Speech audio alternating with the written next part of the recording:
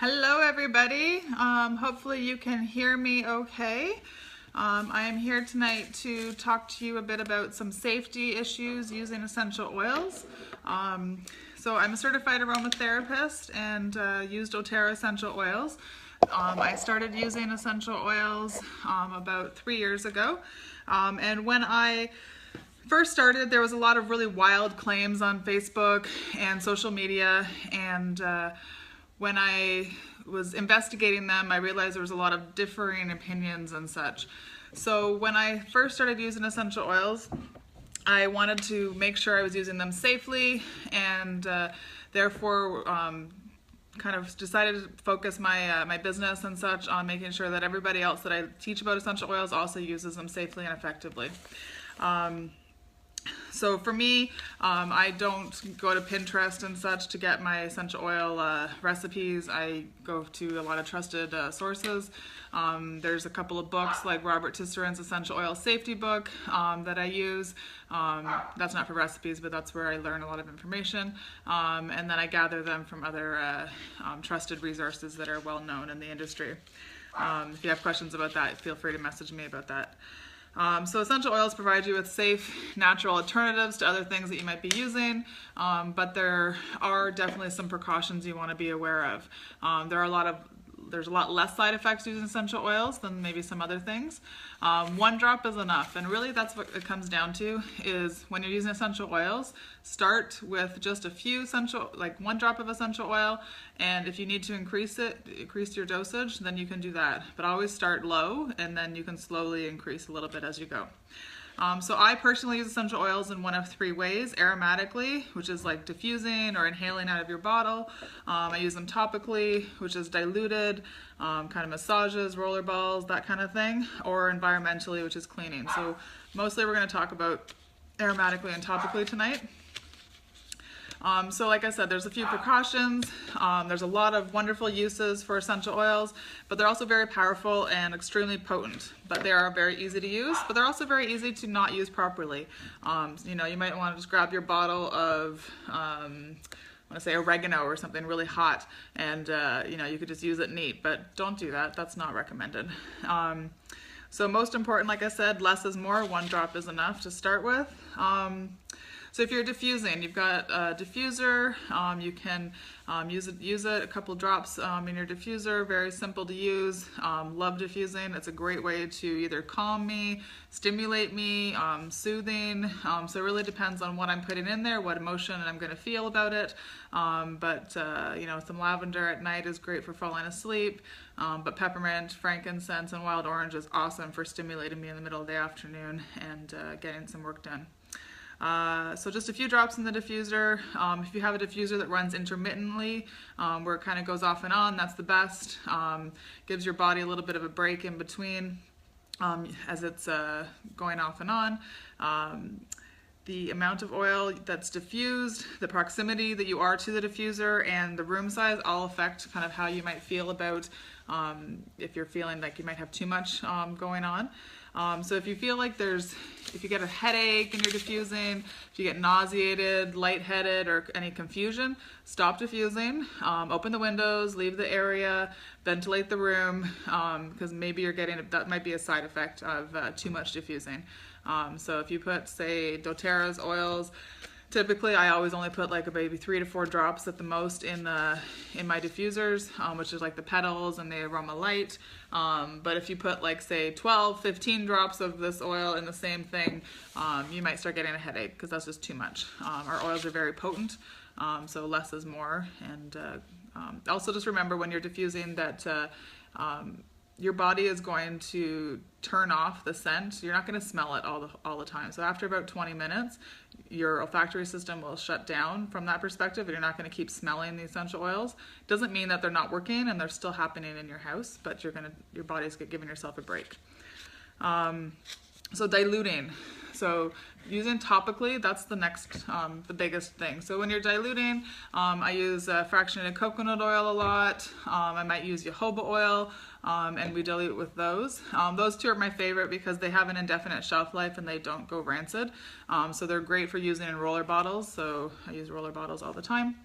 You can also use them for massage. Put a couple of drops in a little bottle or a little container, put a couple drops of essential oil in there, and then you can use that topically. So aromatherapists have been using essential oils for decades with great results.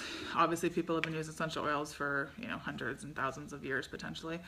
But generally we do not use them neat. I know maybe doTERRA does have some policies where they say some essential oils can be used neat. My general rule is though that they all work perfectly and wonderfully when you use them using a carrier oil. So I always suggest and recommend that you use carrier oils with your essential oils. There's a couple of good reasons for that. One, essential oils, they evaporate. So you open up the bottle and right away, they're aromatic, they are going to evaporate and disappear. Same thing, if you put that essential oil right on your skin, most of that is going to evaporate and you're going to get absolutely no benefit from using that because it's all gone into the air. Whereas if you put it like a drop of essential oil in your carrier oil, then you will keep that essential oil on your skin and therefore it will then go into your body a lot more effectively. They maintain their potency even when they're diluted and like I said, they don't evaporate. I will be posting some essential oil guidelines for diluting and based on ages and such. So for babies, typically we only use lavender and Roman chamomile on babies, unless maybe there's something more serious, but those two essential oils do help with virtually all baby issues. And the dilution ratio for them, because they're so tiny, is about 0.5% to 1% for babies and kids. Adults, generally 3 to 5% is all that's needed, but I will post some other guidelines as well. There's some guidelines for how much essential oil you might want to put into your skin products if you're making any of those. There's also some guidelines, so if you're using your essential oils for pain and stuff, that is the time when you might need to bump up the essential oil a little bit for that to get some good results for pain management. So like I said, I will post that. Hot oils. So there's hot oils and there's maybe some oils that will cause more sensitivity on your body. So you definitely always want to dilute those with your carrier oils, but you can get some great results using them, so don't be scared about that. So some hot oils are lemongrass, cassia, cinnamon, oregano, thyme, clove, basil, white fir, and wintergreen. Some sensitive oils might be bergamot, black pepper, peppermint, eucalyptus, and ginger. So those are all great oils to use. You just might want to use them either lower dilution in any blends you're making to make sure that you don't get like that hot burning sensation. You don't want your skin to get too red, that kind of thing. But there's some great oils. Clove I absolutely love. Black pepper is great for any pain issues and such. It's become one of my favorites for that. Overall, sensitivity, people tend to not have a lot of issues using essential oils, but it's possible. So most people won't have allergies to essential oils, but it's possible. Most people won't have any reactions on their skin if they're using them safely and effectively, but it's possible. So overall, just be careful when you're using essential oils. If you do seem to have a reaction or something, don't use more essential oils. Stop using those essential oils. Make a note of what it was that you were using, how you used it. So if you use, say, clove, like I was just talking about clove, you use clove, it's a hot oil, and you put it on neat, you might get a reaction from that. Your body might say, no, that's way too hot. You might burn, blister, anything could happen. But if you used it like 1% in a dilution, and you'd probably still get exactly the same results from it, except for you might not have that sensitivity. So once again, use your carrier oils to dilute them. If you have an issue on your skin, so say I got a big red mark here, like I said, don't use more essential oils. Take your carrier oil and you can help put that on it. So the carrier oils will be soothing and they won't add to that. You can wash the area as well, but stop using that essential oil and don't start using other essential oils on it until you've given your body a bit of a break there. Photosensitivity, so that's something we've definitely been talking about. Generally my rule is just stay away from citrus oils topically in the summer months. It's not to say that you can't use citrus oils, but most essential oils for citrus are at least a 12-hour window before you're going to go back in the sun. So for that, I apply my citrus oils either topically at night, or I'll put them on in a diffuser necklace and I'll use those during the day that way, as opposed to applying them topically. Or with some of the recent rainy days we've been having, I've been applying them topically and feeling better that way. Not all, like I said, not all citrus oils are photosensitive, but if I figure it's easier to remember the rule for that. Bergamot is one that's extremely photosensitive, and that one's more like days, about 3 days if you're going to apply topically to go in the sun. So that's just one to definitely be aware of. Generally, you want no oils in the ears, nose, or eyes. Actually, not generally. You do not want to use your oils in the ears, nose, or eyes. Wash your hands. If you do get essential oils in your eyes, then you can use carrier oils as well to help dilute that. They won't hurt your eyes, and it'll help make everything feel a bit better. There are some reactions possible for medication and essential oils. I'll add some notes on that as well after the call is finished. Grapefruit, however, is okay. The same thing. So if you're being told you have to avoid grapefruit for your medication, the essential oil grapefruit will not cause that same reaction. If you have an aspirin allergy, you should avoid wintergreen and birch.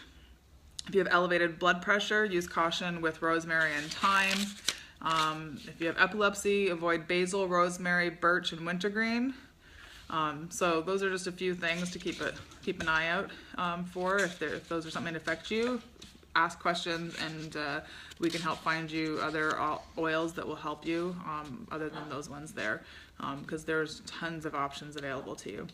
Always remember to store your oils in a cool, dark place. If for some reason they smell different and off, then they might have gone bad. So you might have stored them in a hot place, left them in the sun, that kind of thing, and maybe they don't smell good anymore, or they become oxidized. Typically, you don't want to use their essential oils at that point. If you are storing them properly, however, you should have absolutely no issues and no concerns for years. So for me, I have like a little box here. So it's dark, it's cool, it stays in a cupboard. We're in the air conditioning, so there's no concerns there. So overall, use your essential oils, enjoy using them, don't be scared of using them. If you are have any concerns, always ask questions, find ways to use them safely and effectively, and I will post some more details, some of the stuff I talked about, and some images and stuff that you can save later tonight, and probably as well as tomorrow, into our group for everybody to learn from. All right, so please ask questions, and look forward to hearing from you. Have a wonderful night. Bye.